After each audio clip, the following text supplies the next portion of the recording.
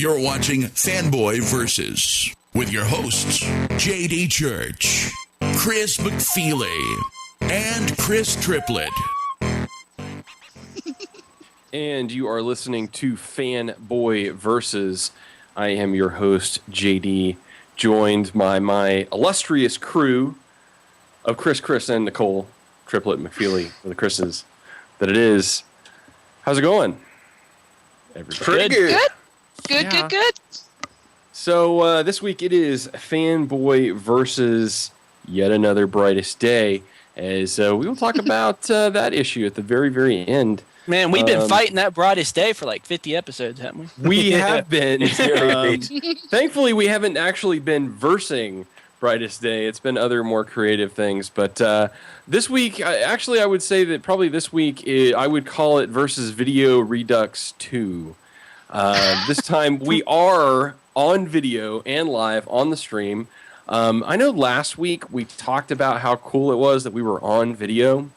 The problem is my computer, it basically has like a little hamster in it, and it spins, and that's how it goes. So the video never actually made it into the stream, so that's why we didn't actually end up having a video version. So you didn't feed the hamster, that was the problem. I was going to say, yeah, you need to feed him. Yeah, the hamster had died, so anyway, but thankfully I now have an illustrious producer for this show. We're the only show that's produced, actually. So now we actually have a producer for the show. To the opening credits. Yes, the only show on the TF Radio Network with a producer. So the only show that needs one. Yeah, pretty much until I get an upgrade. So anyway, so first off, I want to talk about something that was really exciting for McFeely and I to do, which was the Dan Jurgens interview. That was cool. That was awesome. That was a really good interview. Really good. It was a lot of fun. My favorite part. Go ahead. I was going to say, and he's a huge guy to get for your first interview too. So that's awesome. It was. You knocked it out of the park. I know. I don't know how we're gonna follow that. I'm gonna have to talk to Stan Lee to and it's big for me because I'm a big Booster Gold fan. So of course. There's a couple of behind the scenes things, which is like as soon as we hung up with Dan, after we hung up, we're both like, yeah. You squeak like a fangirl. Yay! Yeah, there was a little bit of squealing going on. My favorite part though was before we do the interview, we're talking to Dan, and McFeely and I are like, okay, we have to settle this. Is it Jurgens or Jurgens? He's like, Jurgens. I'm like, okay, cool. So we get in, and I ask the first question, and then McFeely goes to ask his. And what does he say? Yeah. Jurgens. Yeah. It's the European part of me. I see a J, and it's the soft J. Just you Americans don't know how to talk. That's all it is. That's what it is. Priceless. But if you haven't got to listen, it's still out there available for download and everything. So please check that out. Again, Dan was really cool. He talked about Booster. He talked about his run on Thor, Spider-Man. He even kind of went into controversial territory, some would say, and talked about his run on Spider-Man. So I'm excited about Flashpoint. I mean, not to spoil too much, but I mean, he kind of indicated that Booster's role in Flashpoint's going to be a little more prominent. So cool. I'm hoping so. So do I need to buy Booster Gold in order to understand Flashpoint, you think? Well, I will tell you, maybe. And I will tell you that, of course, he's taking over. We talked about this a couple weeks ago. He's taking over with issue 44, which issue 41 came out today, and I'm actually reviewing that later on. But he actually told us during the interview that he was drawing panel 2 of page 4 of issue 44. Yeah, when he was that was kind of cool. That's cool. I'm not expecting that he put a little Fanboy Versus in the corner or anything. But, but not, That'd be cool. Not depend on that. So, but anyway, there's other news. There's other things we can talk about. What else is going on, McFeely? Well, it's a multimedia maelstrom of news. Mightiness? Mighty. That. Yeah. There you go. So I couldn't think of an M. Multimedia maelstrom of mightiness. We got word that Wonder Woman has been cast in David E. Kelly's Wonder Woman show. It wasn't looking too good for a while there, but then somebody picked it up. And now an actress who I have to admit I'm not familiar with. Her name is Adrienne Palicki. Who, let's see, what has she done? She has been in... She was She was in in She was in Legion, if you guys saw that one. Legion, yeah, I heard that was and Friday Night Lights, I think. Yes, Friday Night Lights. Yeah. That's what I heard that she was in, which apparently was a good show that I've never watched. So I'm just going to assume that she was good on it just because I've heard the show was good, which is a ludicrous reason. Apparently, she's got geek credit because she's done voice work on Robot Chicken and Family Guy. Well, And she played in a Brightest Day connection. She played Siren in the Aquaman pilot that didn't get picked up. Oh, that's really? right. She So, did. there's that. So, you know. Do we have an opinion of this chick? I don't know anything No. about her other than what I've read. I don't know. What we just said she's is what apparently I a know of her. blonde normally. Yeah, but She's I mean, normally what- blonde, but she's been that doesn't- dark-haired in all of the promotional images. yeah. I don't know if she looks like Wonder Woman, but What is Hollywood will make her up to be. Hollywood knows how to fix up people. So, I'm not talking like beauty-wise or anything. I mean, she just, I don't know. She doesn't look like a 7-foot Amazon's what you're saying. There's that, yes. Yeah, I don't really know what to make of it. I mean, I can't really form any kind of opinion. I mean, granted, I think the general train of thought on this show doesn't seem to be in the best.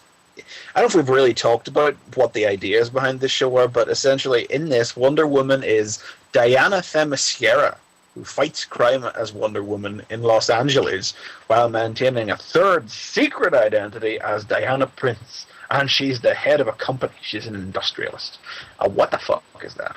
Yeah, it seems a bit muddled. I'm not. Not Wasn't really- like the old show? Wasn't she like the secretary for what's his name? Isn't that how they did it before?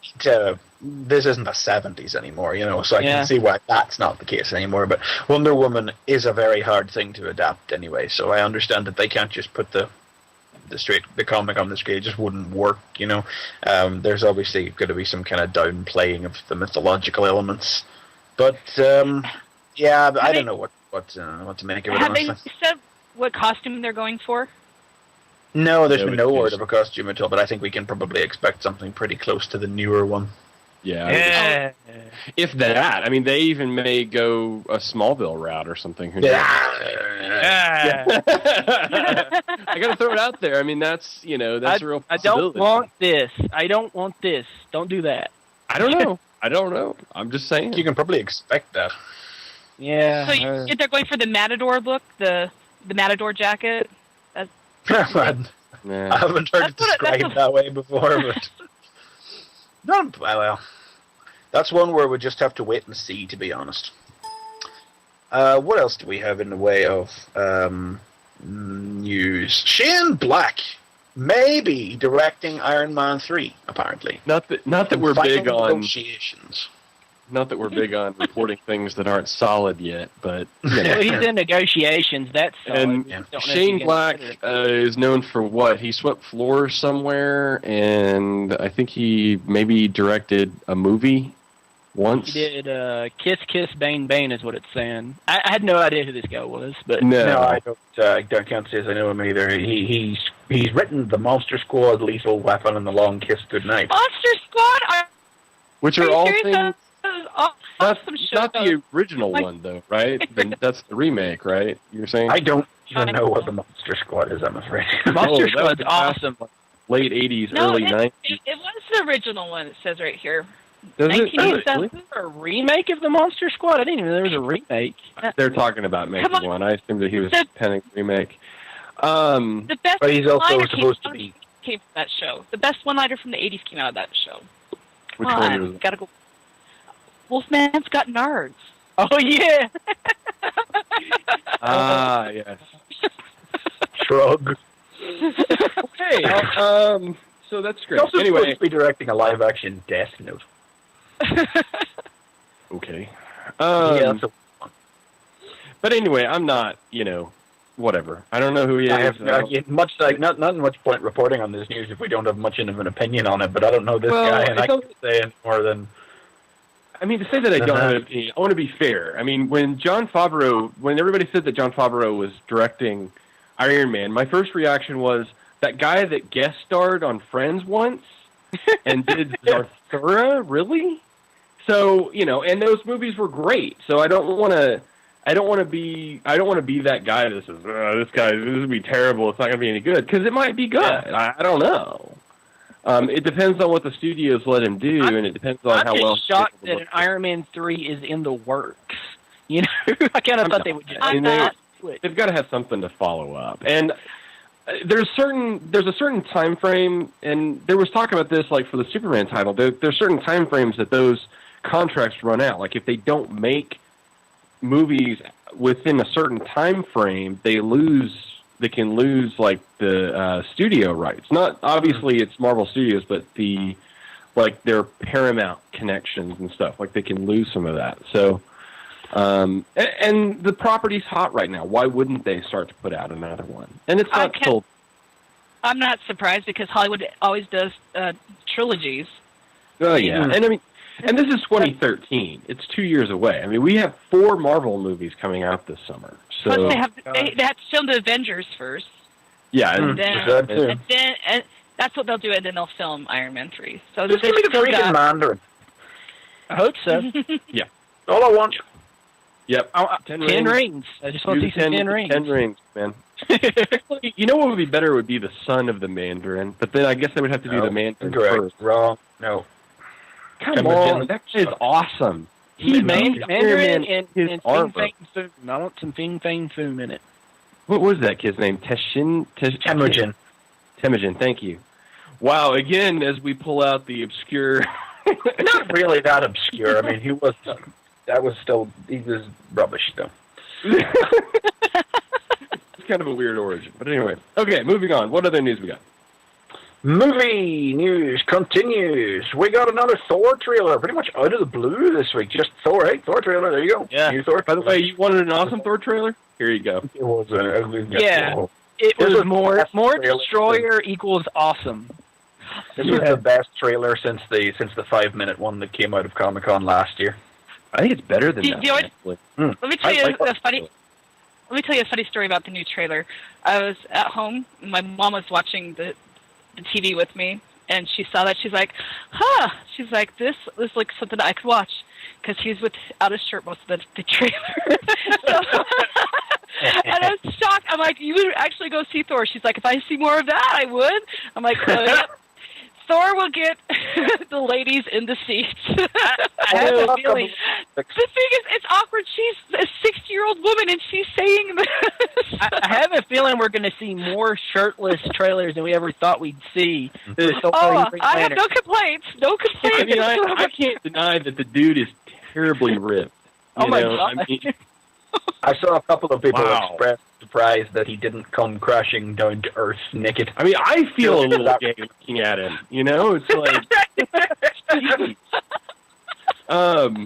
But more bits of like earthly comedy, just in general. In this, I mean, this was really the first trailer that showed us anything substantial that wasn't in that original 5-minute trailer. All the teasers and things we've seen since then have basically just been all of the stuff that was in that one, but this had some new stuff in it. Yeah, so I like this trick. I would have another. Awesome. That was great. So, but yeah, I will say, going back to like the Buff Thor thing, I tried to tell people, no, it's that guy that played Kirk's dad, like in the first 5 minutes of Star Trek, and they're like, really? He looks nothing like him. Like Thor. And then I show them, and then they see like the trailer, like, whoa, is that the same guy? I'm like, yeah. Crazy. Nobody's saying that. But no, I think this is the best trailer by far. I like it better than the release trailer, the announcement trailer or whatever from Comic-Con. Yeah, so that was I don't think that's up anywhere officially yet, because that did leak. That was. I think just adding special effects to it's helping a lot, making it stand out more. Yeah. So. I'm excited for it. For yeah, many Thor reasons. is my number one.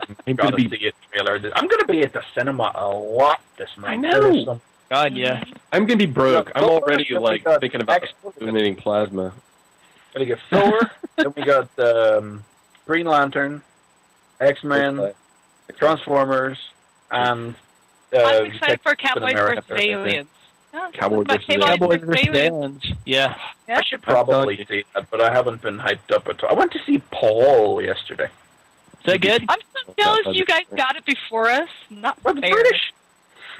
So I really enjoy it. No, very much by geeks for geeks. A lot of references. It is to sci-fi what Shaun of the Dead was to horror, or Hot Fuzz was to comedy movies, but more so. Like maybe not more so. Maybe just that I got all the well, maybe not even all of the references, you know. But it's things like there's a scene where they go into a bar on their road trip across the country. It's just an ordinary country bar, you know. There's a bluegrass band playing in the background, but what are they playing? Wow. Stuff like that. But a bluegrass version we don't get it for another month. We don't get it for another month. Wow. Do they run into a we bug could get it man now, at the probably. bar? So, okay. Hang on, there's one more bit of news, and this one's actual comic news, so that's always. Oh my god! Ooh. Yes, Whoa. we've got teaser images for Fear itself have been dropped on us this week, one a day. 5 of them involving 3 heroes apiece, reaching for hammers, not Thor's hammers, but hammers like Thor-esque hammers. With the question, who are the worthy written on them? Now, let me just get them up here. We've got the first one has who are the worthy. We've got Bucky Cap, Iron Man, and the Grey Gargoyle.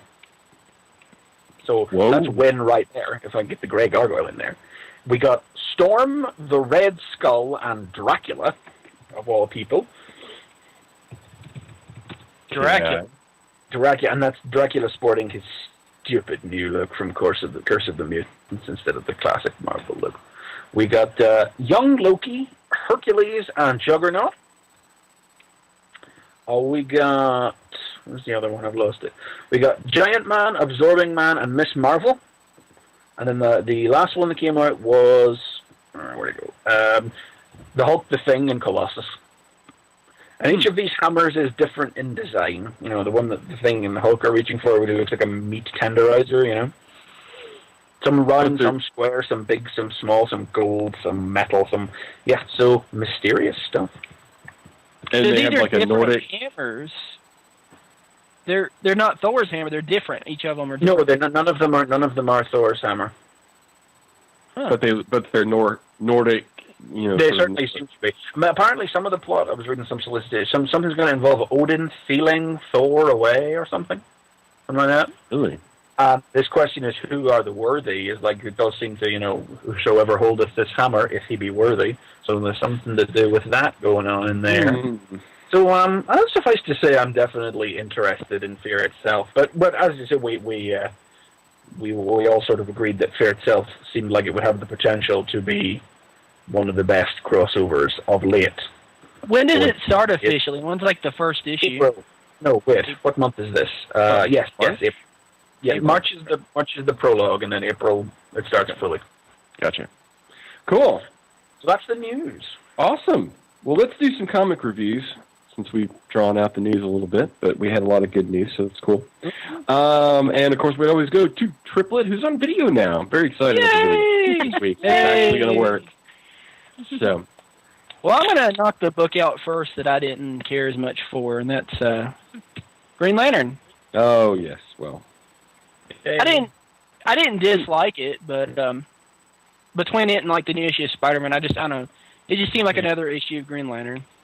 But you did have some awesome art, like this double page. Ooh. Yeah, the art definitely outshined the story in this one. This was a lot of people sort of standing around explaining things without actually really explaining much. And a big fight too. I mean, it's basically that's never everybody bad. trying to stop Krona. Krona, is that his name? Krona. Yeah, Corona. Krona. Okay. Yeah. Man, I just read that and I was like, I'm really concerned that they're ignoring JLA Avengers and Trinity. What happened? I what didn't was the deal finish with that? Trinity. What happened to it? what was going on. Trinity ended with Krona being consigned to become the living heart of the world. Well, at the end of JLA Avengers, Krona was trapped in a cosmic egg, which would eventually hatch out and birth a new world or universe or something. So he would get the answers to the mysteries of creation he had always desired. And then Trinity was about this new world that had been born, and he wanted to be freed from it. And that was about him trying to escape, and Batman, Superman, and Wonder Woman's essences slipped in his place, and it was an exploration of like their relevance to the world and what they represent and the values that they represent. So they became like the figureheads and gods of this new world, and they kind of lost their own identities in the process. But then in the end, Krona was trapped and became like the living heart, the world soul of this planet. So where the fuck's that in this story, Jeff Johns? Huh? Yeah, I think Johns is leaving that out. I think they're saying Elseworlds and done. Do you think it's painful birthing out a new universe? Like you Well, said? it was How much? How much pushing would it take to give birth to a new universe? maybe Krona collapsed in on himself The afterwards. question is sweet. God. Wow. Okay, moving on from that awesome comment. Sorry. Save us, Tristan. Yeah, but God, like I was saying, it's mostly just a big fight. Like all the other lanterns, the blue and the purple and yellow and red and all that are fighting Krona, trying to stop him. And they're what are those things called? They're spirit animals. I don't know what they're called. They're attacking. The spirit animals. Spirit animals. Wow, we've gone to a new place. That's the best I could come up with. And the entities are all they're calling them. Yeah, the entities. And basically, Krona is unstoppable. I mean, it's like nobody can do anything. Like I showed you the double page with Hal shooting the big burst of energy at him. It's nothing because like Krona could just kind of like stomp them out. They're just attacking him and coming at him from every angle.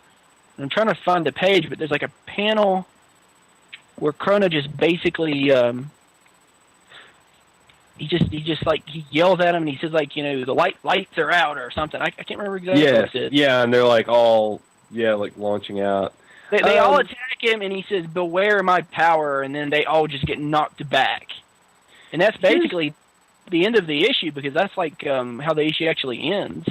Clearly, there's a little epilogue to sort this problem out. Here's the thing that I don't understand from a plot standpoint and from a story consistency standpoint. Krona has made a point of pulling the entities out of like their hosts, and other than the orange entity that Ophidian that has Hector Hammond. And I've been trying to remember. I've been trying to remember what happened to that, and I read the decision. I was like, oh right, it's still inside him then. Okay. But I was trying to remember if I'd forgotten that point had been resolved or something. I was like, well, why is it still inside him? Maybe he thinks he can use him or something. Maybe that's why he's leaving it inside of him. But he can use... I guess he's wanting maybe the mind control thing, I guess, because that's what essentially happens, is that it's the combined Ophidian wanting their memories or whatever, and then using Hammond's ability, I guess. I don't know. It still seems kind of weird because he pulls all the others out and he doesn't seem to really care about that. So yeah, so he basically gets all the entities at the end of the issue, it looks like, and leaves. And Green Lantern gets his butt kicked big time. I kind of feel like Hal, stepped out of the shower is all a dream, though, because it just seemed like the epilogue in the story was just kind of like, really? Did that really happen? Because it just didn't. It just it was really kind of left field. It was like all of a sudden it was like. I get like a text prologue where it's like, yep, and he left and all that stuff happened. Yeah. Sorry. He wakes up and he sees the Justice League and Batman says, you lost. Yeah, like, you what? And you were there. What? Why are you telling me this? Like, why did you show me this? You didn't need to tell me this. So, I don't know.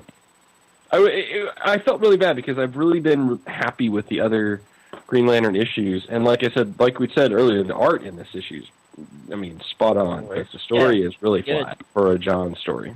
But there is one comment here at the end where Hal's waking up and he's decided got to go after him, got to find the other lanterns.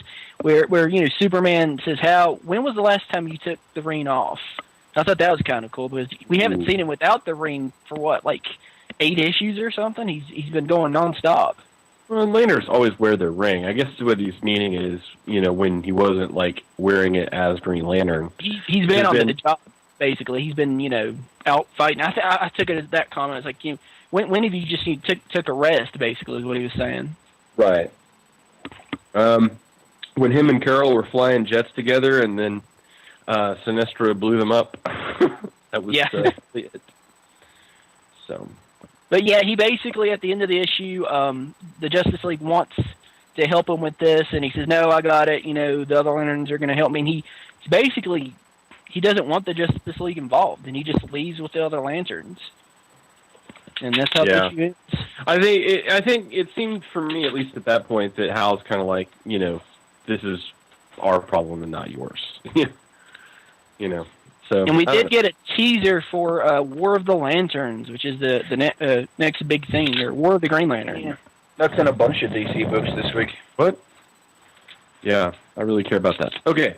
It's like, big event, Green Lantern, War of the Green Lanterns, previous, but don't forget about Flashpoint, please. Yeah, I can't be worried about that. I can't be worried about that when Flashpoint's coming. Yeah, I'm much more interested in Flashpoint than I am War of the Green Lanterns. Since they seem a tad poorly synced. Yeah. Just about every comic book I picked up this week had Green Lantern, so they're just pushing it just a little bit. Yeah, don't care. But on to a better book. Also, Amazing Spider-Man. Yay, number 654.1. Wait, did I say .1? I did. Yeah. Oh, yeah. Oh, my God. It was $3. What was that? I didn't hear that. What was that number again? 654.1. .1. Oh, okay. Technically, you're buying 2 copies of 654. Oh, my God. Yes. Ish. But not really. But yeah, this is our first .1 book on the show as well. So should we just remind the audience what a .1 book is? Is this the first .1 book that they published, or was there an Iron Man and a Wolverine? Okay. Yeah. They've both come out this month already. .1 books are Marvel's new jumping on point initiative. You see .1 jumping on point. They did there. Oh, point. Yes. Because basically you can't keep rebooting books to issue 1 for infinity. So this is the new attempt, and while the idea is solid, I'm not entirely sure how this issue factors into that idea. Because this is Venom issue 0. This is not a jumping on point issue that is going to convince you to start reading Spider-Man. This is a jumping on point for Venom, but not for Amazing Spider-Man. And it's not even a good jumping on point. I would say the backup that was in Spider-Man was a much better jumping on point than this, because if you haven't read that, how would you know what this is? Okay, but which Venom are they getting you, though? Which this is the version of Venom? This is Flash Thompson Venom. Oh, okay. Flash Thompson introduced in... Because the first Venom trade paperback will contain that backup strip, then this, then Venom, issues 1 to whatever. Yeah. So this is a good issue. Before we go anywhere, this is good reading. Yeah. But the idea that this is some kind of jumping on point, no. Yeah, they kind of missed the ball with that. I think I haven't read the other .1 books. I don't know if it's the same deal. I heard the Iron Man one essentially told you a whole story about Tony being an alcoholic, which I guess if you didn't know that and hadn't read that 500 times previously or seen the movies, it might be worthwhile, but... I gather it was a sort of greatest hits that wasn't really leading into anything. So for someone like me, who I'm thinking about starting to read Spider-Man, you're saying this wouldn't be a good one for me to start with? No. Probably not. This is all Venom. I mean, this is not an issue of Spider-Man, This is not like Venom meets Spider-Man. I mean, this is Venom cover to cover. There's no Spider-Man in this story. So, for any readers out there thinking, this won't convince you to read Amazing Spider-Man. Well, no, actually, to be fair, I mean, the quality of this issue is pretty genuinely representative of the quality of Amazing Spider-Man. So, in a talent showcase sort of sense, this will show you the sort of things you will get if you jump onto Amazing Spider-Man afterwards. But it won't set you up for anything. But nice 2-page. Now, if script, someone's a fan of Venom, would they enjoy it? They might. It's not it's a different non-standard Venom. So yeah, it's not the Venom from the '90s and whatnot. So people might be offended by this, but let's do the review, and then you can kind of get an idea of what this Venom is like. But yeah, it's like we were saying, it's not really a Spider-Man issue. It should say Venom, 654.1 on the cover, because it follows the new Venom, which was it the last issue that we got the backup story? Mm-hmm. Yes.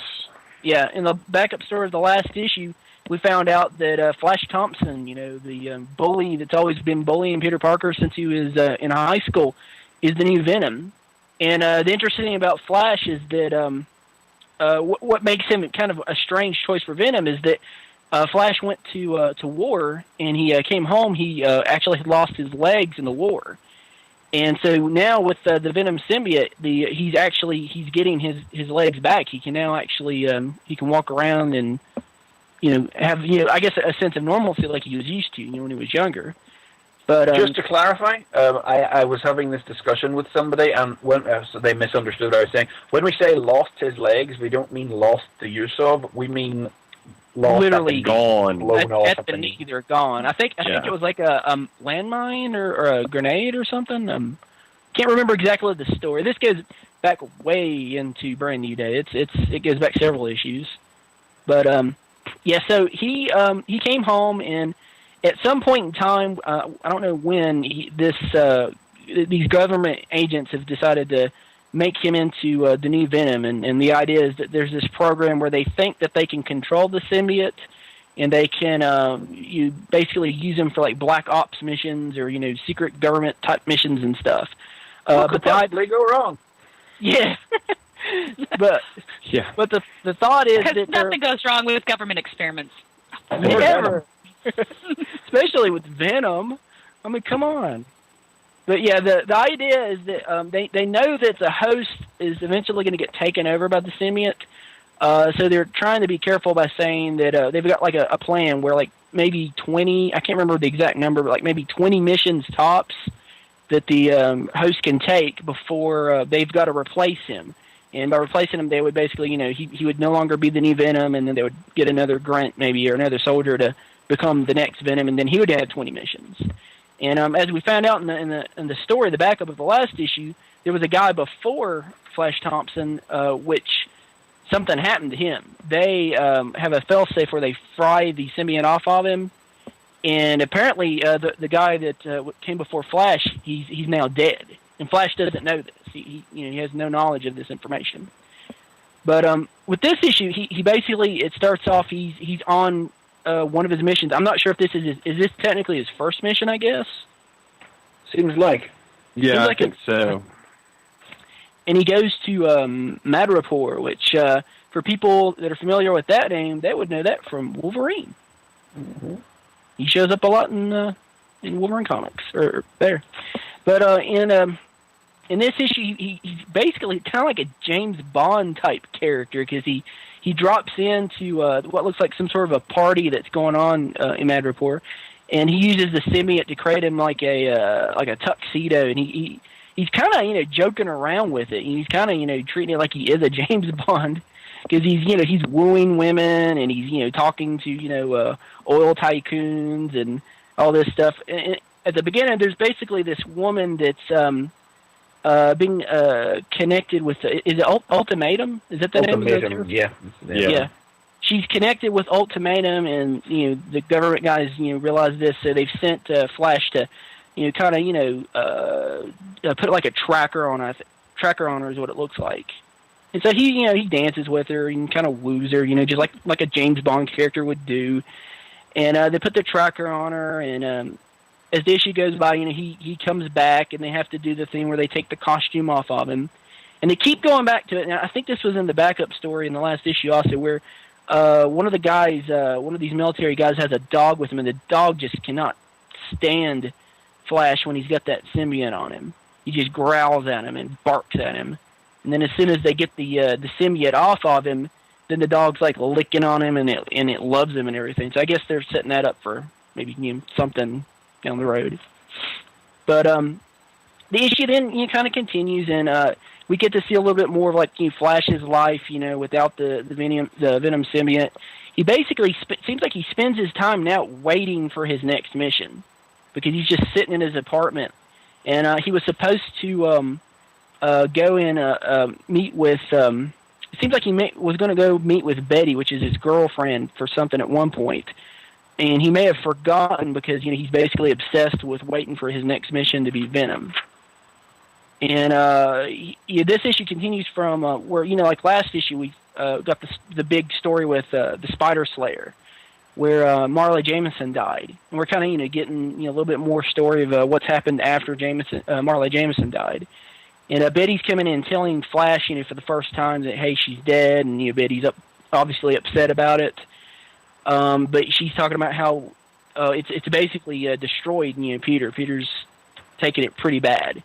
So Flash, he gets it. He decides he's going to go talk to him, and see if he can cheer him up. And he goes to see him, and he finds Peter actually meeting with Mary Jane. And they're talking, and obviously, the reason why Peter's going to be meeting with Mary Jane is that Mary Jane, knows that he's Spider-Man. It's someone that he can confide in. It's the reason why he's not going to talk to his girlfriend, obviously, because she doesn't know that he's Spider-Man yet. But Flash doesn't realize this. Flash basically sees it as that the one person that Peter should be going to is talking to his girlfriend, but he's going to see his ex. And Flash kind of, he wants to do something about this. But before he can, then he gets the call where he's got his next mission, and he can't really ignore that. So he takes the call and he begins to go out on his next mission. And as I was saying before, it's this terrorist group called Ultimatum. I really don't know much about them. I know that they had like stories going back to like the assassination plot. And like older Amazing Spider-Man comics, but other than they're just the guys in the white suits, and the little black hats, that's one of Marvel's handy generic terrorist organizations. They're just One, If you don't have time for Hydra or Ultimatum is the guys you bring in. Yeah. So he does like. No, just think about all the others that were introduced in that. Taskmaster. Maybe like Hydra is like exclusive to Cap. Maybe like Venom's not going to be infiltrating Hydra anytime soon or something. I don't know. But yeah, like so Flash, he as Venom with the suit sneaks in and basically takes out some guards. And the mission that he's doing is one of the I think it was like the oil tycoon he talked to back at the party has been kidnapped by Ultimatum. So his mission is to retrieve this guy. Can't remember why, but he's like something important. Maybe he's got some secrets or something, some information, or maybe it's just because I think they just want his money or something, because it says that they're trying to get his bank account number. But he goes to. They're big on throwing. They're not big on capitalism. Ultimatum. So they're trying to use his. They want access to his family bank account so they can use his money to bankrupt them and just begin a cascade effect that will cripple the global economy. Of course. And who's saying that? Flag Smasher. Yeah, Flag Smasher. I haven't seen him in a while. Flags hit them so much.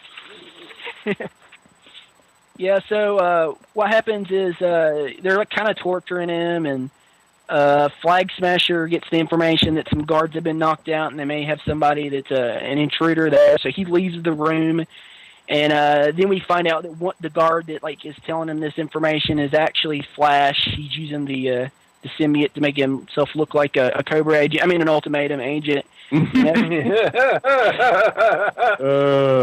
knocks out the blonde, and he knocks out the other guard, and.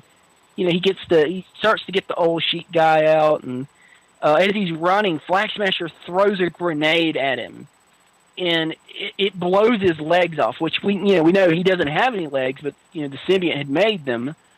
But he's freaking out. He says, "My legs! They blew off my legs!"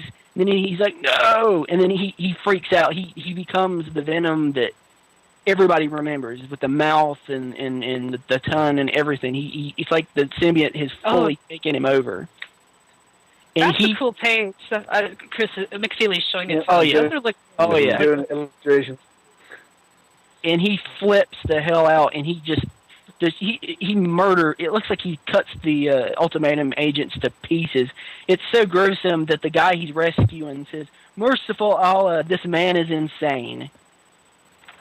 And then Flag Smasher basically tells him that you want that guy so bad, but he's wired to some explosives. And he says, if you want him, I think you want him bad enough that you want him in one piece. So he's got a detonator in his hand, and he's threatening him. He says, basically, back off. I'm gonna blow him up or whatnot. And Venom says, sorry, we're just a big dumb jock. Give us a sec to wrap our head around it. And then he bites the Flag Smasher's hand off. Oh my God! Oh yeah. Of course, the guy he's rescuing says, "You're a monster, a cannibal," and he comes back with, "What? Doesn't count. We didn't swallow," and he spits the hand out. And so, he looks like he gets control back because he changes. Because when Flash wears the Venom costume, it doesn't have a mouth or anything. It basically looks like a Spider-Man costume, but when it's designed for being a military agent type guy. So he gets control of it again enough to take the prisoner back to good image, and then take him back to the government guys. But one thing that I didn't mention is that during the whole situation, what they do is the government guys, they monitor Flash to make sure he's not being taken control of by the Venom symbiote. But the area that they're in, there was some sort of interference, so they had no idea what was going on there. The only people that didn't know what happened there was Flash and the guy that he rescued. So they asked him, they say, hey, how was the mission? Anything, happened? Did you venom out, is what one of them says. And the guy that Flash rescued says, I saw nothing less than a true hero. I owe you my life, my friend. And Flash says, you heard the man, let's go. So he doesn't tell them about what's happening. And so we're left, we know, but that's going to lead to good things. Oh, yeah, it always does. What could possibly go wrong? I have to say though, Flash's Agent Venom, I like that he's got that Spider-Man element where he's mouthy and he kind of uses the the jokester trickster element. But man, that Venom mode is totally left field. I was not expecting that. Yeah, I was expecting that eventually, in the Venom comic, but not in this issue. No, not in the .1. Came out of nowhere. I have to say that if the other .1s can be like this, I'll say at least for this .1.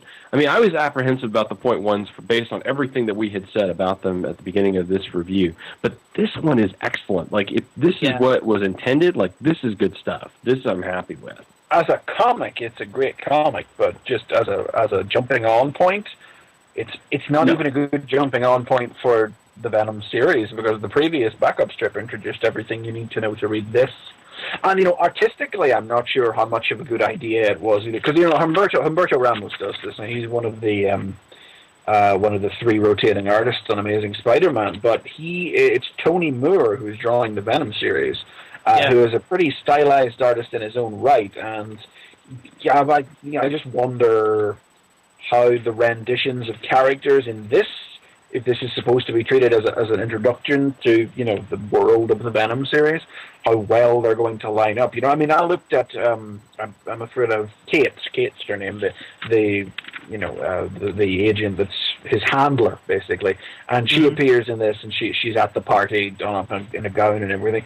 I just looked at her and I go, is that supposed to be that same woman from the last issue who's his handler? Yeah. Because she just doesn't look like her, because it's Humberto Ramos. It's a whole different art style, I didn't realize in the backup strip she was black, Yeah, I think I pretty much figured out that she was once we got to the part when they were going out on a mission. Well after a little bit, yeah.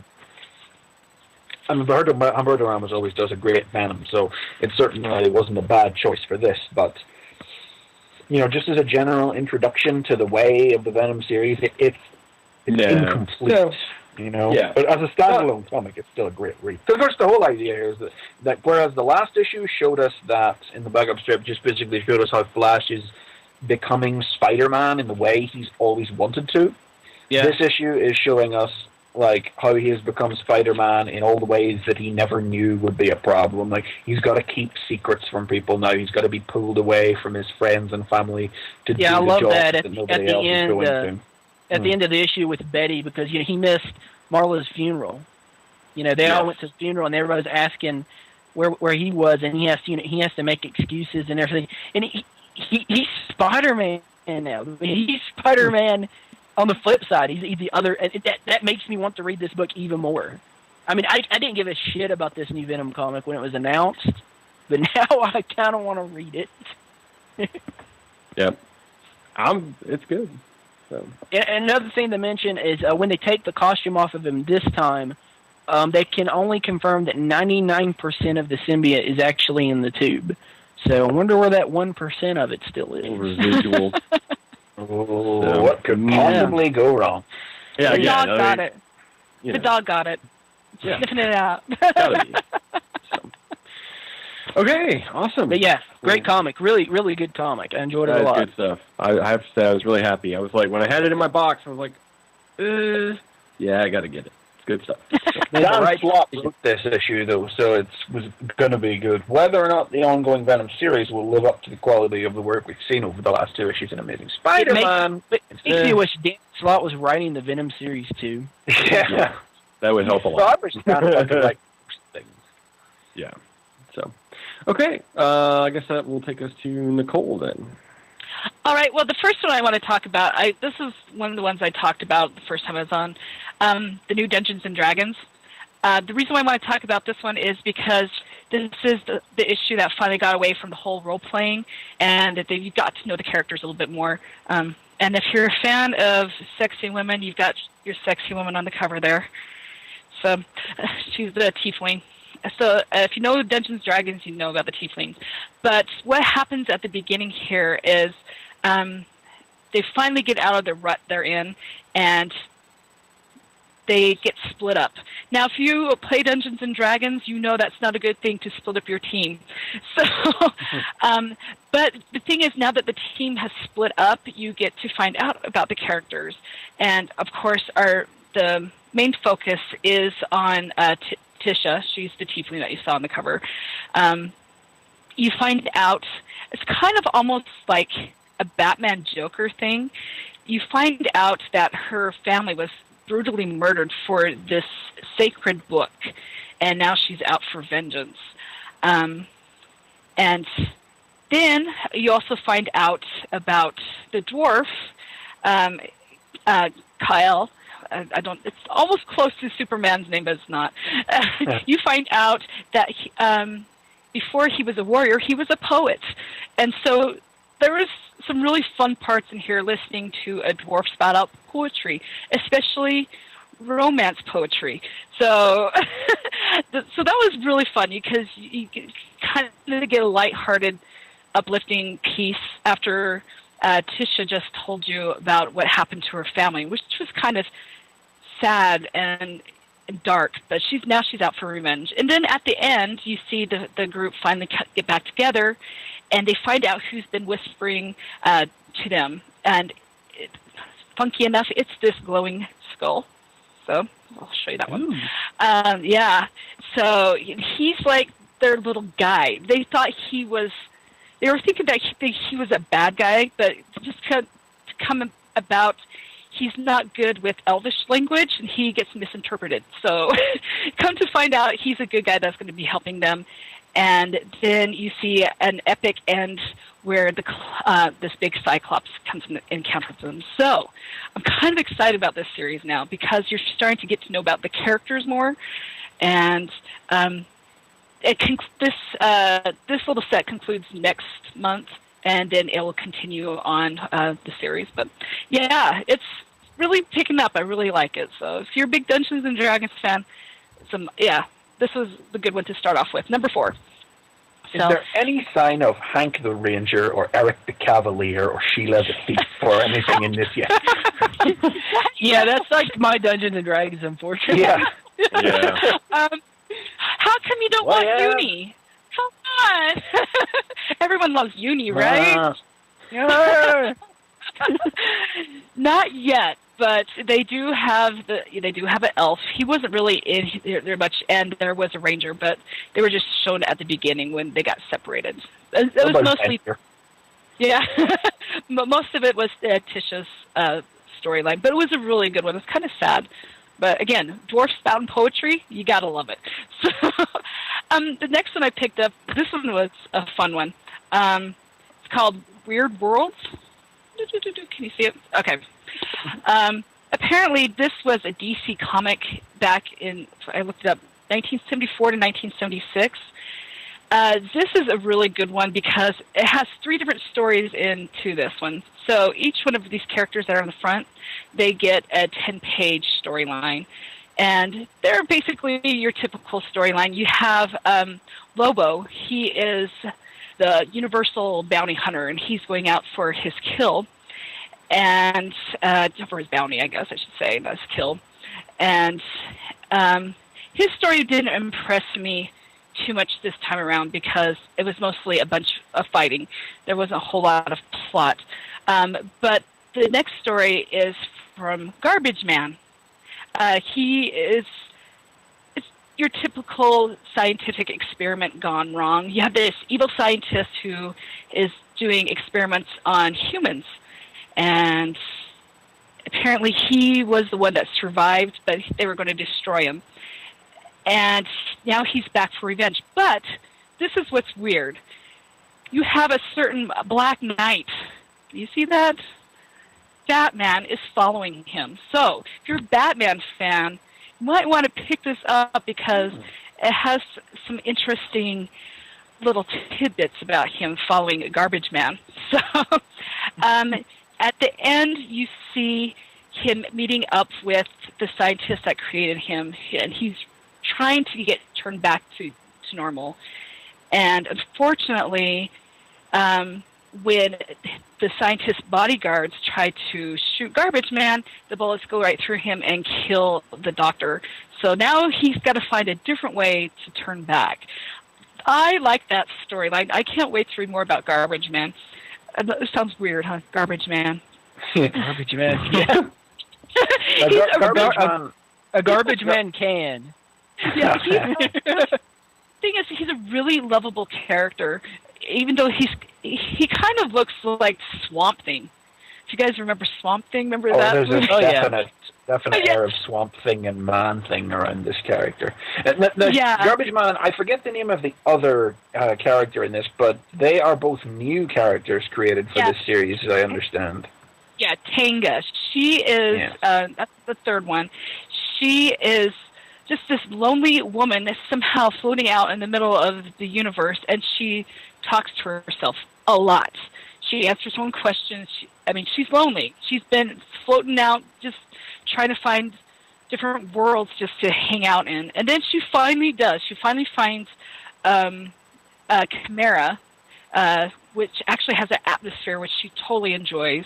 And the first thing she wants to do, she wants to go to the bar. So she finds the bar, makes out with the first guy she sees, gets wasted and drunk and falls on the floor. And like I said, it's only a 10-page spread, but then she wakes up in the middle of nowhere. So can't wait to find out what kind of blackout she had. So this is a fun comic. I can't wait to get this monthly. So this was number 2, but the first one just was like an introduction of all the characters. So I think is that an 8-issue limited series, if I remember right? 6. Oh, not even 8. Because the gist of that is that it's a creator-driven thing. Because I think it's Keith Giffen is writing and drawing Lobo, and Aaron Lopresti is writing and drawing Garbage Man, and Kevin Maguire is writing and drawing the last one.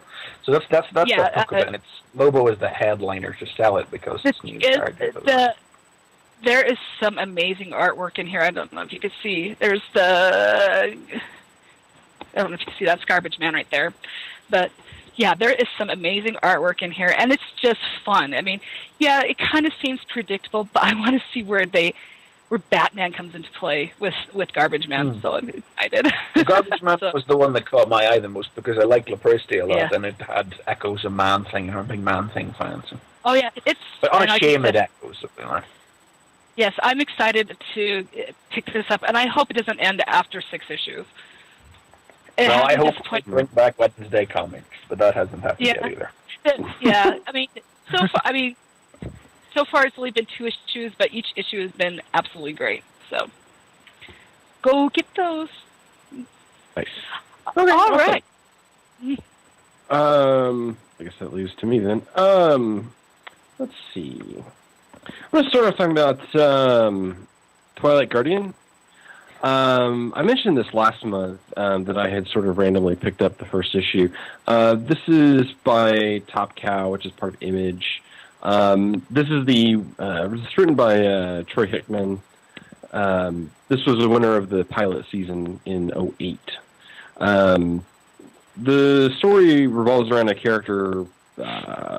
She calls herself the Twilight Guardian. She's sort of it's very much in that line of the real life superhero people. I don't know if maybe. Do you have an issue in front of you, Jetty? Can you put it up at the screen? I sure do. I've got. I kind of wanted to see what she looked like what her costume looked like, and everything. That's kind of her in the middle. Let me see if I can find a better image of her actual costume as I'm talking here. But if you're familiar with, there's actually a group of people that call themselves like heroes or real heroes. The term is in the back of this, actually. As I get to it.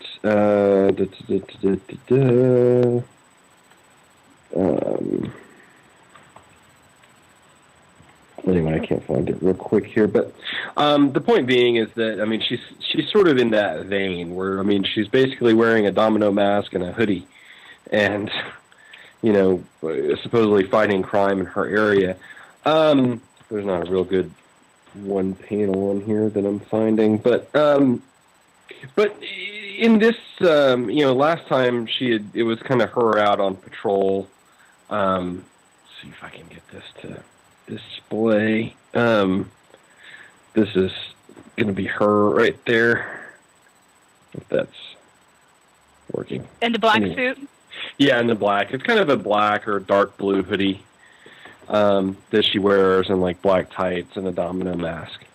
So, I mean, like, the story itself, I mean, is pretty straightforward. Like, in this issue, she got an invite to be part of, like, a superhero league, which, like I said, they're not super powered. They're just people that do good, essentially. And she, you know, she really gets caught up in wanting to do this, and she ends up, like, driving 11 hours to go to this meetup at a comic book convention, and it's just kind of her going through the convention and everything. But again, what's interesting about it, and I don't want to give too much away from this because I really want to encourage people to read it. Like, this is the kind of stuff that we need to be reading because these are the, you know, these are the kind of writers, the artists, the people that are going to be doing, you know, the mainline comics here in a few years, and it's nice to see them sort of up and coming, or, you know, or see some other things other than just what DC and Marvel are doing.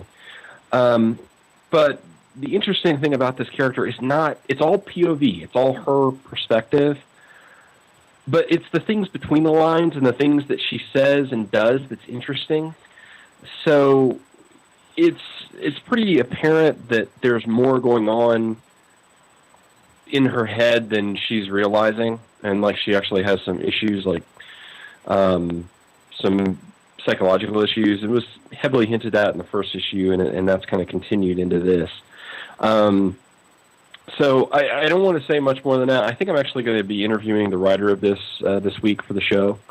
Yay! So another interview I know, which would be really cool. But this is the kind of people that, I mean, it's like, I love talking to Dan Jurgens, and that was awesome. But like I said, you know, it's nice when we can talk to people too that aren't doing mainline comics and are doing, you know, side stuff, because these are the people that really need our help. Like, these are the people that really need, you know, they need support of shows like this and your listeners to, you know, to pick up their stuff and get interested, because this is worthwhile stuff. This is very well written.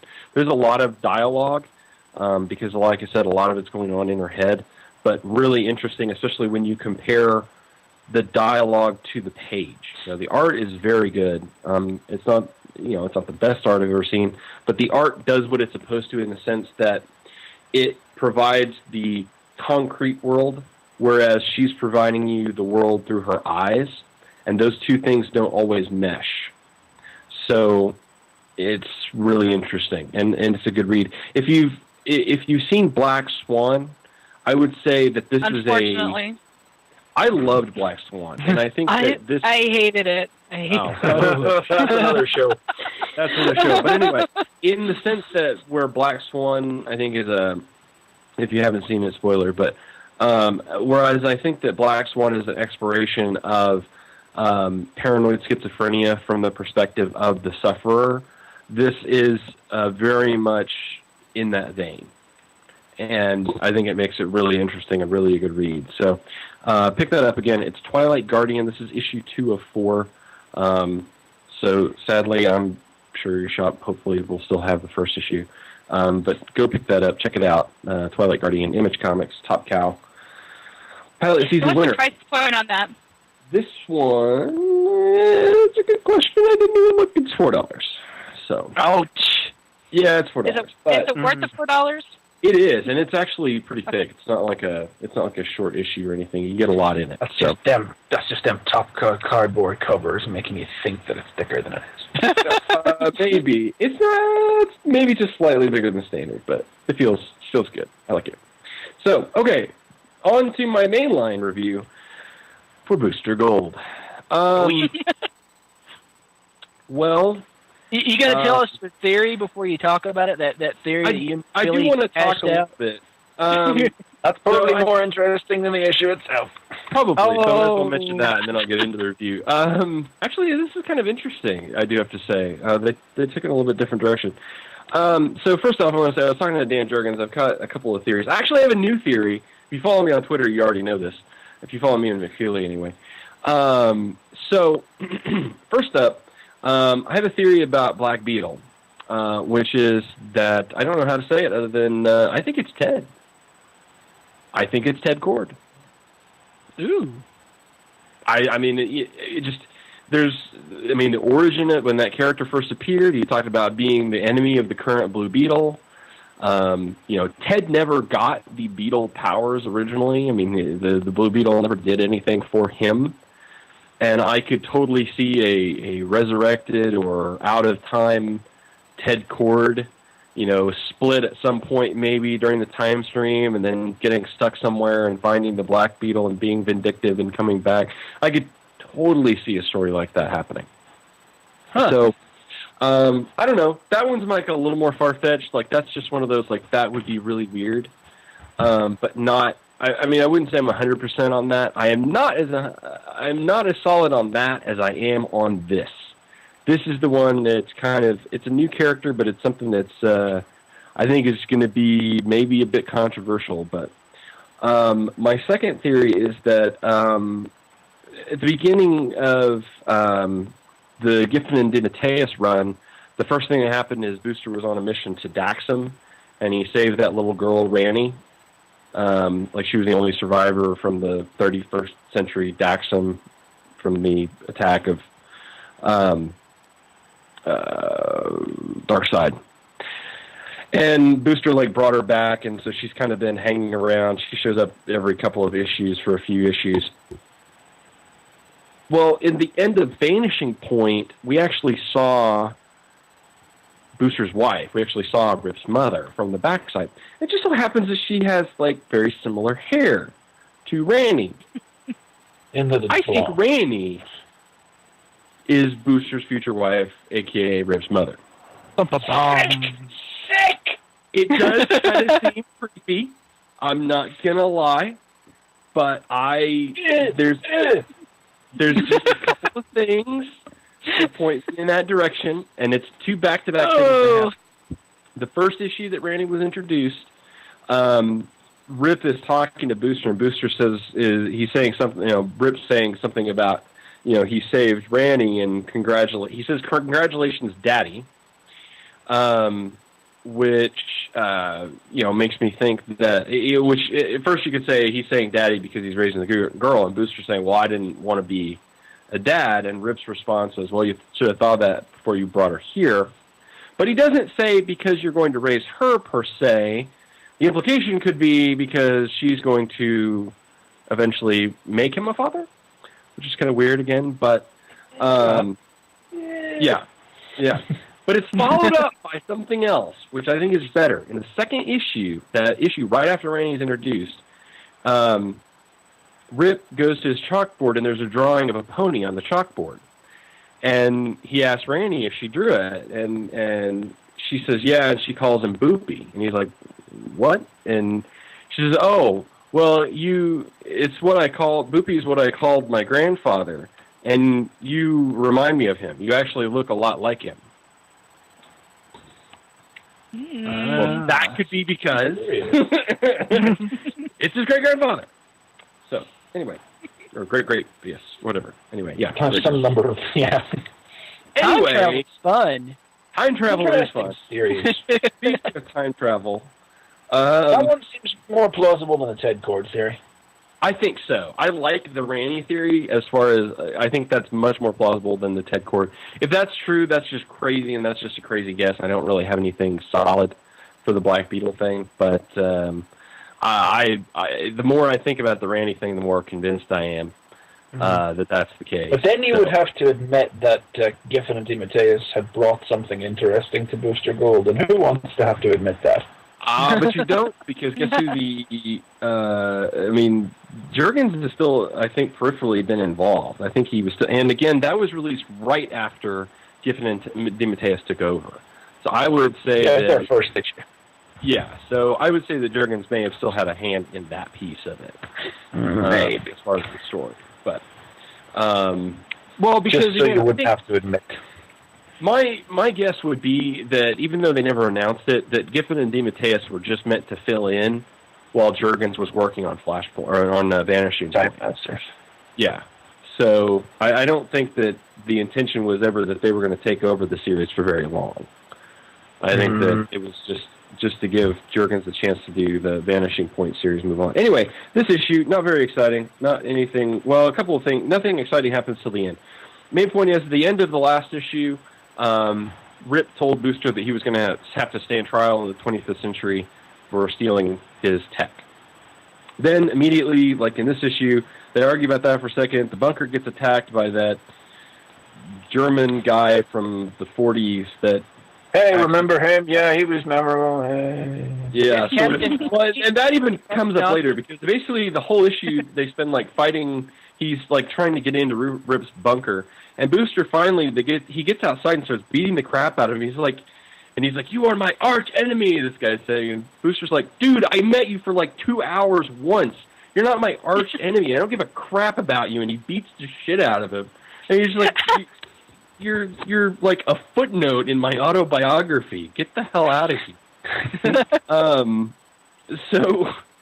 And he ends up like slipping portals himself out. He can make these little like wormholes, essentially. And he stabs Booster with a boot knife in the leg, and then teleports himself away. So that was it. So then you get to the end of the deal, and they're like, oh, okay, well, we saved the day. Rip, you're not really going to take Booster to the 25th century to stand trial, are you? And Rip's like, yeah, I am. Like, no, we're totally still doing that. And Booster kind of complains for a second, and he's like, well, all right, they'll probably go easy on me because of all the awesome stuff that I did. So he goes to stand trial. They hear they jump to the point where they said, all right, we've heard all the evidence, and we find you guilty, and you're going to have to spend 5 years in prison. He's like, what? So they do. They lock him up. He's spending 5 years in prison. But hey, it's a time travel. So, that'll cover the next 3 issues before Julius comes back. So yeah, it'll be done by the time he comes back. But he's actually it's kind of cool. Like I kind of like that. I mean, is finally going to like clear that slate, because again, if you don't know, if for some reason you don't listen to this podcast regularly, or you don't read Booster Gold, in which case, you're most people. Booster Booster was like a football jock from the 25th century, and he ended up throwing some games. This scam his father got him involved in, like trying to get money for his mother or something. I think that history's changed a little bit, but anyway. So he ends up stealing a bunch of tech from the Museum of Superhero History in Gotham City, where he lives, and then, I think that was in Metropolis anyway. Anyway, he brings it back to the present day, and then becomes Booster Gold, and starts to become a hero for pay because he solves his persona for money, And so I actually started reading the original Volume 1 showcase, which is amazing. Oh man! He used to have a cape. That's crazy. Yeah, Booster Gold had a cape and a car. He had a booster mobile? He had a booster mobile. Awesome. Figured that out. Did he have a turbo booster on it? Probably. Anyway, so that's been his deal. And then it was with, once Deshaun came along in 52 that he spent the whole time as mumbling. If you listen to the Jerkins interview, you know all this. But anyway, more recently he's been much more heroic, and so it is kind of nice though that he's finally going to stand. He stood trial. He's serving his time. That's going to be cleared off the slate, and it's not going to be kind of haunting him. It won't be haunting the character, and kind of allow him to hopefully move forward. But we'll see how. Oh yeah, they've had him moving forward all the way through this story. Honestly, his head is dead. Oh, he's so dead. Oh, yeah, exactly. His grave forever. I would say this issue was actually probably the best of the Giffen to the Tejas run. It doesn't say a lot, but it's definitely better than the issues that have come before it. So when does Jurgen start again? 44. This is 41. So we've got 2 more issues of, this will probably end up at the 43, and then Jurgens takes back over. So it'll be just in time. Maybe I should pick up 44. Yeah, I'd start with 44. That's when it's really gonna have to see if I can bring myself around to jumping back onto the series at that point. Yeah, and I have to say, if you haven't listened to the Jurgens interview, it is a lot of fun. If nothing, to listen for the subtle hints of his opinion of what was done with Booster Gold when he wasn't writing it. So, Subtle? Subtle-ish. Subtle-ish. So check that out. But okay, anyway, that's me. So that leaves McFeely. Yeah, hey, look, Avengers Academy, yeah, that's what it's all about. Got to start with Avengers Academy this week. Because, Triplet, you read this week. I read it, yeah, I picked it up. I was going to pick it up. Hands in the air if you read it, JD. Yeah. Yeah, I didn't think so. After I was telling you and everything. I was going to pick up... I was going to pick up the last 3 issues, but my comic shop didn't have the last 2 issues. Shoot.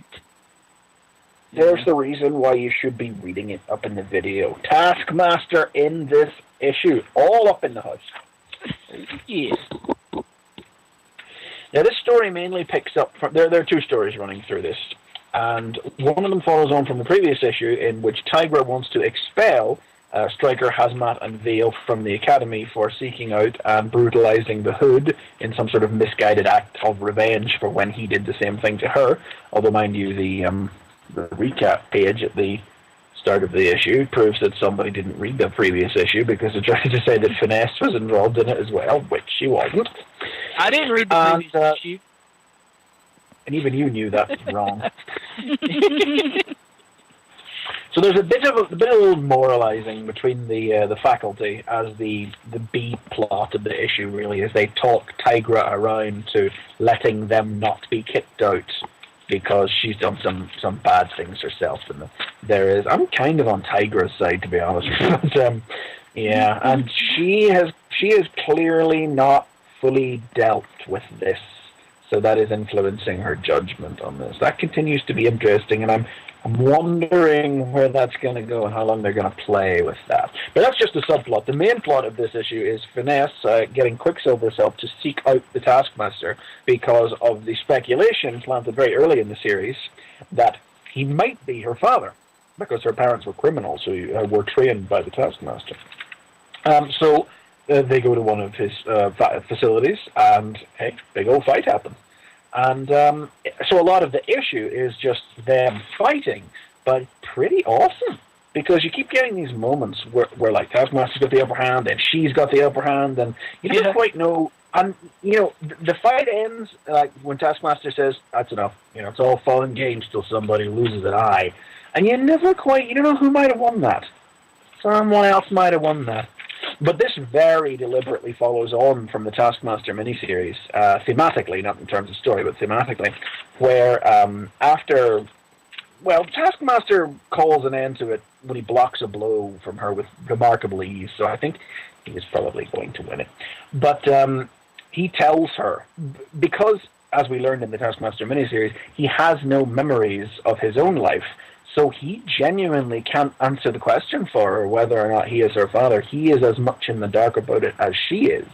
And he deliberately came here himself and allowed her to find him in the hope that maybe he could get the answer to the question himself. And I thought that was a really neat twist. By Monday, he wanted to recognize her moves, but because her moves are the best bit. people's moves, then he can't tell because she's like Daredevil and Bullseye because she was watching the Daredevil and Bullseye footage and all that. Yeah, stuff. all the fight he was saying like that's the best you got. YouTube videos of Daredevil and Bullseye. Go to the Smithsonian and watch some newsreels. Captain America at his best during the war. That was awesome. He just kicks her in the head. He tells her all this, and he says, "By Monday, I probably won't remember this conversation. I wanted to fight you because I thought if I remembered your moves, I might remember you. But all your moves are somebody else's. Just like mine." So good. Just as tragic as the Taskmaster miniseries. And, hopefully other writers going forward will just, if they ever have cause to use the Taskmaster, will remember that. I mean, the Taskmaster is a great character already, but that miniseries revitalized him. And this is like issue 4.5 of that miniseries, frankly.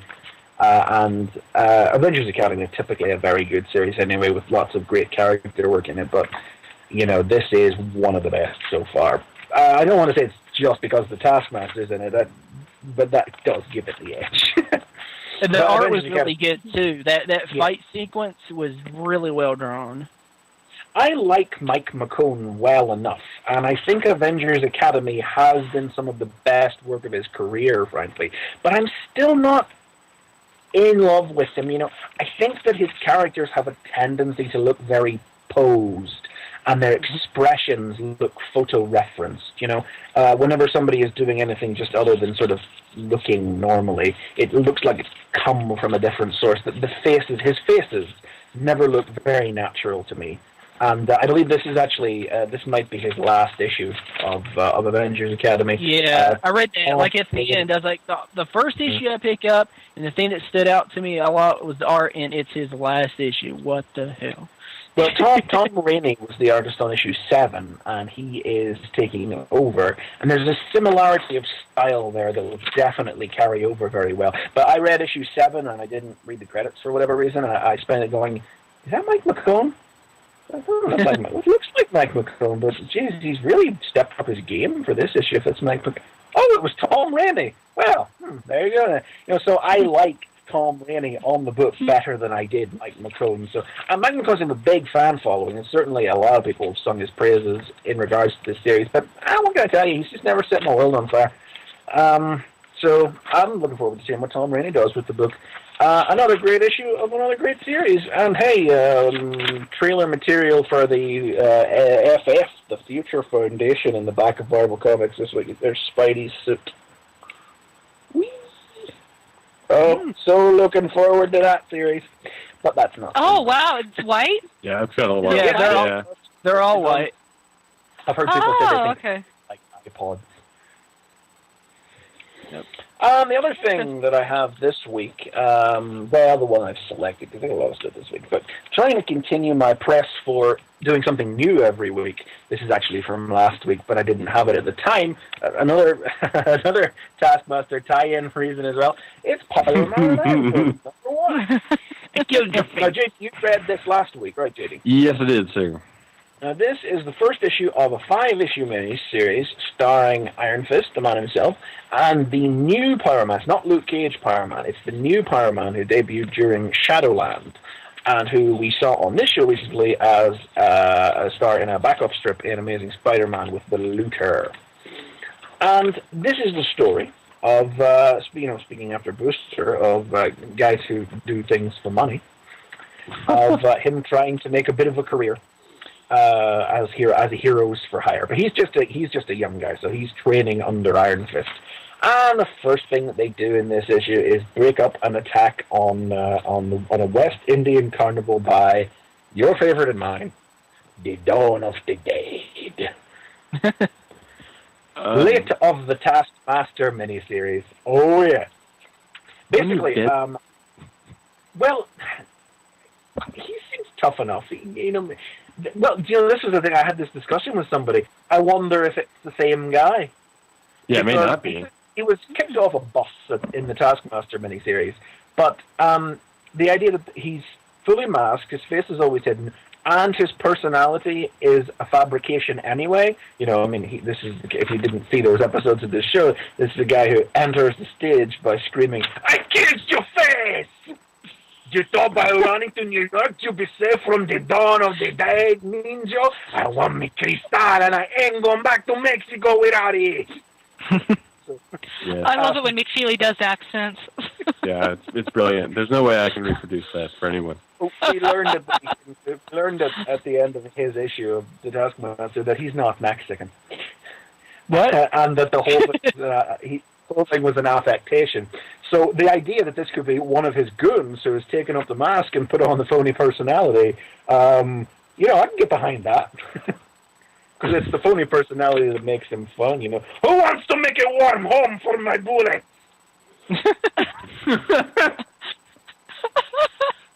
Oh, that's awesome line.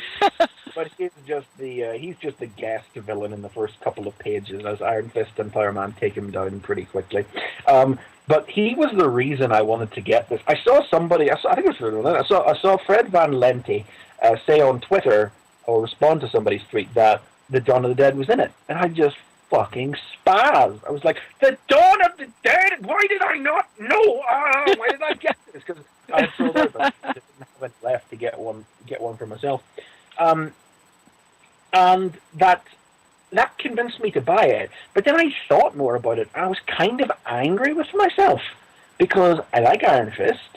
I knew that I liked the new Power Man. I didn't read a Shadowland thing, but I read the Spider-Man backup, and that was by Van Lente, and I enjoyed that. I enjoyed the character. And it's only a 5-issue miniseries, and it's only $3. And I was just like, Self, why did you not buy this? It took the Dawn of the Dead to convince me to buy it, and I'm glad that I did. So the actual story, we'll get on to that, is they are called in, Iron Fist specifically, is called in to help his old office manager, Jenny Royce, who has been arrested for the murder of her boyfriend, who was a vigilante called Crime Buster. And Iron Fist is not entirely convinced that she's innocent, despite her claims, and agrees to look into the matter. But Power Man gets ahead of himself and goes to check it out. Goes to check out his, the crime scene, although it's, a bit of an old scene at this point. But he gets attacked by a mysterious figure named Noir, who is just like a silhouette. There she is. She is just entirely black. And in pursuing her is blindsided by another new villain who is introduced in the prologue to the issue. He's going to be pretty creepy. A clown criminal with a bunch of circus freaks as his goons named Pagliacci. There he is. After the famous sad clown, the joke. The crazy clown. The opera clown.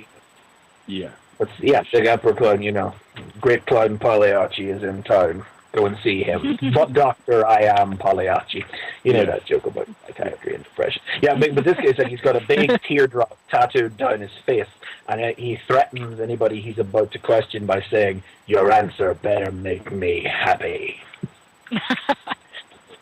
So it's pretty much a setup issue, barring the great appearance of the Dawn of the Dead. But it's a good introductory story for these characters. I mean, I don't need introduced to Iron Fist, but they give you a brief, touch of Iron Fist's history and who his new supporting cast is. But I really like the new Power Man because he is a young black kid who. Now, I don't know a lot about him, but he seems like he would really like to be streaked and scream black rage. But he seems like he's lived a pretty okay life and doesn't really have much cause to do it. Because there's like this scene where he's just, they leave the prison, and the first thing he does is pull his tie off and unbutton his shirt, And he says, they gets into an argument with Iron Fist because he believes she's innocent. Iron Fist isn't wholly convinced. They get into an argument, and he ends it by saying that he is never going to call Iron Fist Master. And then he just launches into this little ramble. We're talking 400 years of oppression, not to mention 40 acres, and a mill, and a lot of other stuff that Spike Lee was talking about on Jimmy Fallon. He knows what he's talking about. I really like that about the character too. I like the look of him. He is funny. And he's just got a good sense of humor. He's a good sense of humor himself, and inadvertent humor that springs up from him as well. So I enjoyed this issue, and I'm going to check out the rest of these issues. And I'm just sort of angry with myself that I didn't jump onto it right away, and it took the Dawn of the Dead to do it. But if you were going to have somebody convince you to do it, the Dawn of the Dead would be a good choice. That's what you get, Casey. It was the only reason I bought it. It was okay. Worth checking out. Yeah, it wasn't as good as I didn't enjoy it. I think it didn't blow me away. The main story didn't blow me away. It's like as soon as Dawn of the Dead was gone, I was like, oh, and this, oh, okay, well that's, oh. You know what it needed? It needed the looter. Well, all things are better. So that's me. Awesome. That's my two for this week. Excellent. But we did also have Titans, and you read this one too, Nicole. So that's good that you read it. Which one? It's a good one. I'm not going to go into it. Just saying, hey, Tiny Titans, awesome. Oh yeah, Tiny Titans is always feel free to do your own video for the sparring edition. Yeah. Hey, oh yeah. We do have the sparring edition of Fanboy I do just want to read out one gag from this that just really made me laugh. This issue this is a Marvel family centric issue. So you've got Billy, you've got Freddy, you've got Mary, and you've even got Hoppy the Marvel Bunny. And the issue starts with each of them coming in and going, Shazam! Shazam! Shazam! And then Freddy goes, Captain Marvel! Because that's what he says. And then Superboy comes strolling up and says, how come you yell Captain Marvel while everyone else, even the bunny, yells Shazam? And Freddy says, it's because Cap's my favorite superhero and the inspiration for my powers. And Superboy says, I see. Can I try? Yeah, sure. And then he goes, Superman! And then he's like, yeah. Superman just flies in at the start of the next page. Oh my god! I thought you were going to say like a lightning bolt hit Superboy or something at that point. Superboy. Oh wow! Yes. Nah, this is a good issue as well. With Simeon doing some other stuff. Not Simeon, Simon doing some other stuff. But I'm not going to talk about that. We'll maybe talk about that some other stuff. Just doing this. So, what else we got there? Well, that's it for the main stuff. We're on to Brightest Day. Brightest Day! What a bright, happy day it was. That's all the killing. It's not a very bright day for Aquaman. Look at that wound. Poor Aquaman. So beginning of this issue, of course, when we last left off, Black Manta totally hacked off Aquaman's hand. Dude! Yeah. Chopped it off. Old school style. What are you crying about, Aquaman? You should be used to this. Yeah, that was awesome. So beginning of this pretty much leaves right there, except Boston shows up, and the White Ring sort of seems pissed off. God, the White Ring is a dick, man. This was the most overtly sinister thing it has said yet. Yeah. That is why I opened the Bermuda Triangle and allows Mira's people to escape. It was necessary. Aquaman needed to learn the truth about Mira so that I can see what he does. Ah! You dick ring! Yeah. Oh, no, sorry. No, that's wrong. Well, yeah, that's a different thing. Yeah, that's a different show. That's a different show and a different thing. So anyway, A lot of. I mean, I don't know what to say other than a lot of awesome fighting and awesome use of Aqua people powers. Oh yeah, man, Mira shark avatars, Aqua girl hitting people, kicking people in the face. Aqua lad burning spread. Aqua lad burning Aquaman's hand. Yeah, stop bleeding. Yeah.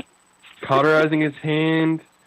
Mira like moving the entire freaking ocean around. Yeah, and her eyes start bleeding and turn white, and she starts bleeding. Jeez, it's awesome. I really picked a bad time to stop this. Yeah, I mean, and then they end up chasing all of the other Atlantean people back. 2-page spread of Aquaman controlling undead fish things. Wow. To battle them back to the Bermuda Triangle. We're going to really, need an army really for that. good art, too. God, the art's really nice.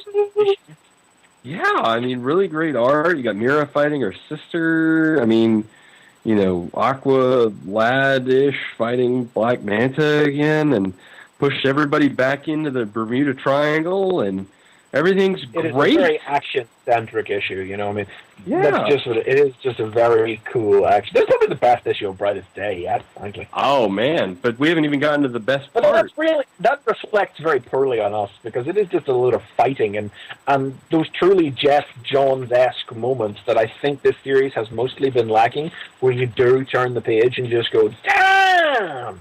Real cinematic, big moments that Jeff Johns is very good at doing, but which it just feels like I've been missing from this series so far. I was kind of hoping Aquaman's hand was going to come back, though. I was going to hope Aquaman's magic powers were going to make it grow back somehow.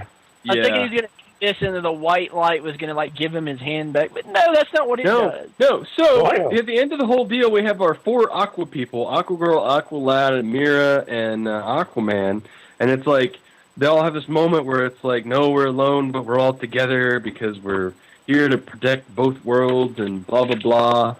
And then Boston shows up, and the White Lantern's like, hey, mission accomplished, life returned. And then Boston vaporizes him. He vaporizes him just like the Hawks. Yeah, just like the Hawks. So I think we can safely assume at this point that they're not dead, then. I think we can assume that they're not alive. I think they're being taken to another planet to fight a battle that will be known as the Secret Wars. Wait, no, they can't call it that. If I have to guess, the White Lantern's trying to pick one of the 12 to be the the Guardian, and it's returning their life. But then if they don't live up to what it wants, they're gone. Yeah, but Aquaman didn't actively do anything. Aquaman didn't actively rebel against the Ring the way the Hawks did. And this is right after he says the Ring says life returned and then vaporizes him instantly, So it definitely adds an extra layer of interpretation onto what happened to the Hawks. Well, and so do you think it's going to be an ongoing pattern for the rest of the series? Well, there's nobody left to really die. Who we got left? Yeah. Firestorm? Well, we have to get Firestorm's story. Yeah, Firestorm hasn't completed his mission. Martian Manhunter hasn't. Well, Captain Boomerang and Hawk. I don't even know about. Oh yeah, Dove. Dove has something to do. She's got to get hit by the boomerang or something. I don't know. Yeah, that's not a mission for her. That's Captain Boomerang's mission is to throw the boomerang. And Hawk has to catch stop it. I don't know if we can expect to see that in this, or if that'll happen in Birds of Prey. Honestly, I don't know. Because I know that, we all saw Max Lord accomplished his mission in that book, and I only assume Jade did that in Justice League, and Thawne had already done his. So it's better. Yeah, I don't know what we can expect. I mean, we've literally only got 4 issues left. And the 4th issue is going to be like treble size. I think the 4th issue is a $5 book, actually. Wow. It's a big one. Save up for that. Yeah. How many pages is that? That's going to be. I think it's 60 something maybe. I guess I don't know. I just remember it was a $4.99 book rather than more than anything else. That's just what I remember about this. Same for the last issue of Generation Lost as well. They're going out big style. But we need to wrap up Martian. I can only assume the next issue will have to go back to Martian Manhunter, because much as I would rather go back to Firestorm, we have at least been dropping in on him periodically a little more than we have Martian Manhunter, and his is just in core left dangling there for ages now. Yeah, and actually he was in Green Lantern Core this week. We didn't review it. But... No, Firestorm. Firestorm was in Green Lantern Core this week. So. It was just I think just passed it through, guys. Excuse me, pardon me. Kind of, yeah. That's pretty much exactly what he did. So I think I'll review that as part of our sparring edition. I mentioned our sparring edition. So I've started to do, and of course encourage the others to do as well, YouTube videos that we'll put into the RFC channel, where we're going to review stuff that we want to talk about, but we didn't get to review on the show. So if you're just itching for more of our reviews this week, so you might want to do Tiny Titans, like full review of that. I've got Core I didn't get to, so yeah, so that's a good way. So anyway, any other thoughts on Brightest Day? I think that's pretty much says it all. It's good stuff. Yeah, there's not a lot to say about it, but it's just a really enjoyable. Reflects poorly on us that we enjoyed it so much when everybody just shut up and started punching each other. That's really all we've wanted out of this. Like, please hit each other hard. So again, if we haven't mentioned it enough, it was so great. We interviewed Dan Jurgens. He was really nice. Check out that interview. That's it's available at fanboyversus.com, tfradio.net. It's in our download stream if you don't have it already. Plenty of places to check it out. So look at that. I want to thank Comic News International, comicnewsi.com. We are partnered affiliated with them, and I actually have posting rights now. I was actually maybe posting news tidbits, just stuff for the show. It'll just make that a lot easier. So if you're joining us, if you found us through the CNI portal today, welcome. We do this show live, of course, every Sunday at 4:30 Eastern, 3:30 Central, and then other time zones as well. 9:30 if you live where I do. 9:30 in the old country. Country where most of us white people came from when we came over here. So anyway, thanks Comic News I as well. We do want to mention real quick. We did not get to it because most of us haven't played it yet. But Capcom versus Marvel 3 did. Marvel versus Capcom 3. Say it right, JD. You know what? I'm going to just lay it out there that I don't give a flying fuck about that game. But a lot of people like it, so that's great. Whatever it's called. Collector's Edition. Look at the Collector's Edition. Metal box.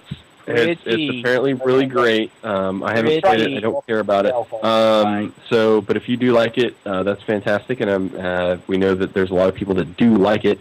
It's got She-Hulk in it. It's awesome. Is it good? It's good stuff. So it's good. Great. Yeah. There's like a full review discussion.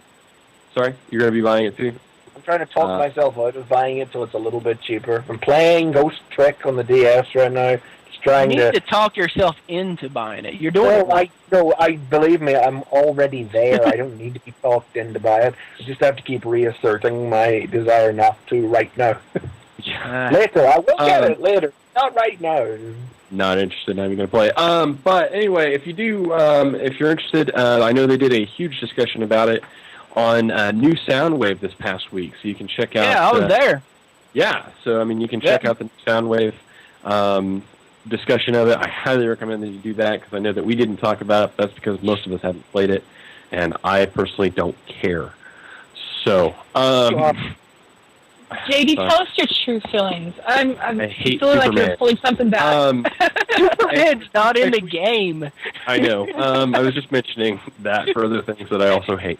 But speaking of which, also, and we'll preview for next week, and then we'll get the heck out of here. All-Star Superman comes out on Tuesday. We're going to be talking about that on this show next week. And, so hopefully we'll all get a chance to get it, see it, watch it, and then we'll talk about it next week as a part of the show. Maybe you do it as the capper, because I don't know what's coming out next week, if it's big or not. There's a lot of stuff out next week. I got a bunch of stuff. I got 10 books next week. I have to stop doing that. In my box, and they're like, here's your 7 comics. I'm like, God. I know. What happened to me? My discount got up this week. My discount got up last week, so I'm getting worse. Oh, God. So, anyway, that's it. That's our show. Again, thanks for listening. Check us out on Twitter at TF Radio. I post stuff there occasionally, news, retweet kind of stuff, and so check that out as well. But anyway, all of you, thanks for joining us, Chris, and Nicole, and everybody that joined us in the live chat. So please tune in next time when it'll be Fanboy Versus.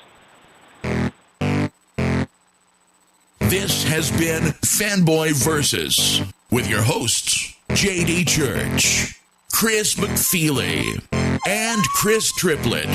Visit us at tfradio.net for show notes and to subscribe to the podcast. Follow us on Twitter at tfradio for news and updates. Like the podcast? Leave us feedback on iTunes.